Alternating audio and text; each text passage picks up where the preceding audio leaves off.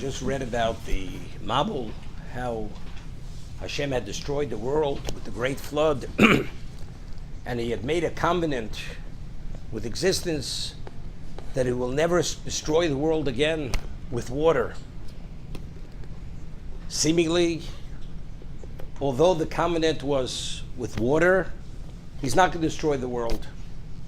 As we know, when Kabbalah Torah was taking place and all the nations of the world came to Bilam, and Hashem and the nations say to Bilam, who was the prophet of the nations, the world was quaking, and they said, God is destroying the world. He says, it's not possible. God made a covenant with existence that he will not destroy the world. So they said, maybe that's with water, but maybe he's destroying with fire.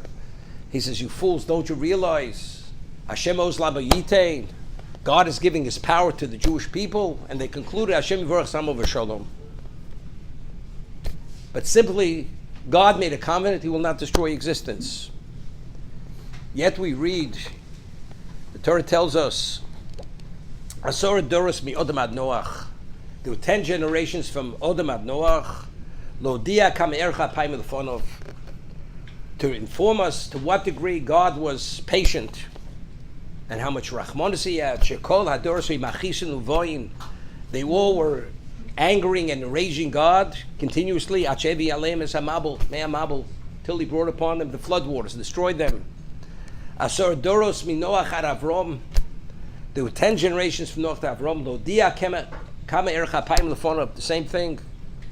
Shekol hadoros machisin boim. They were no better than the first 10 generations. Acheba Avram v'kibel tzchar kulam. Until Avram had come and he received reward for all the 10 generations. Why should he receive reward for all 10 generations? So the Rabbeinu Yonah, in his commentary, in Pirkei Avos, explains what was the difference between Noach and Avram Avinu.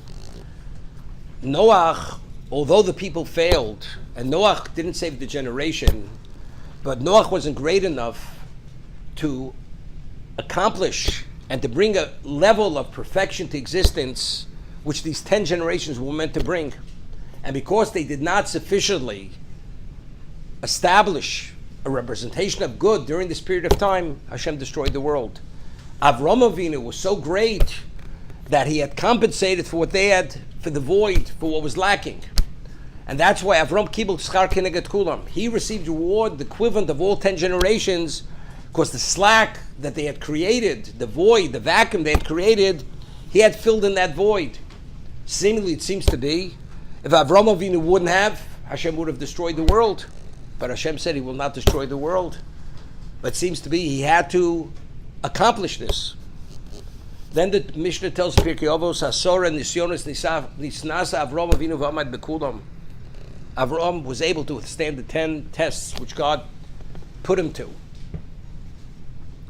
Now, we find by Kabbalah Torah, Chazal tells, God put a mountain over our heads like a barrel, and he gave us an ultimatum. In the Kabbalah Torah, mutav, if you receive the Torah, it'll be good. If not, shom take for aschem. You can be buried under the mountain, or other Chazal, the world would revert back to pre-existence. The world will be destroyed.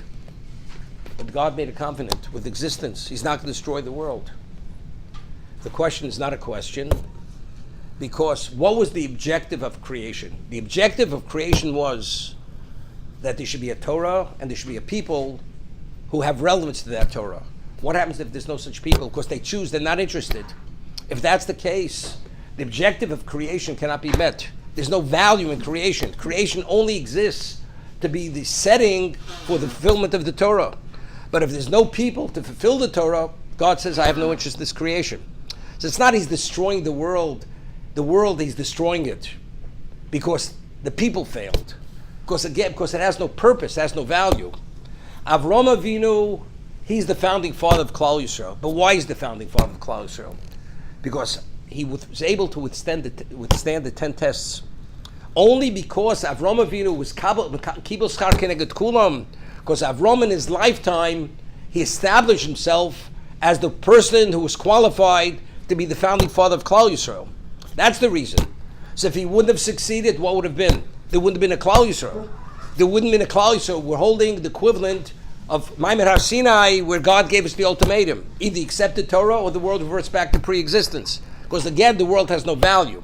So again, when we speak about God made a covenant with creation, won't destroy it, that means if there's a creation, he's not going to destroy it because the people failed. But if the objective of creation no longer has value, then God says there is no existence.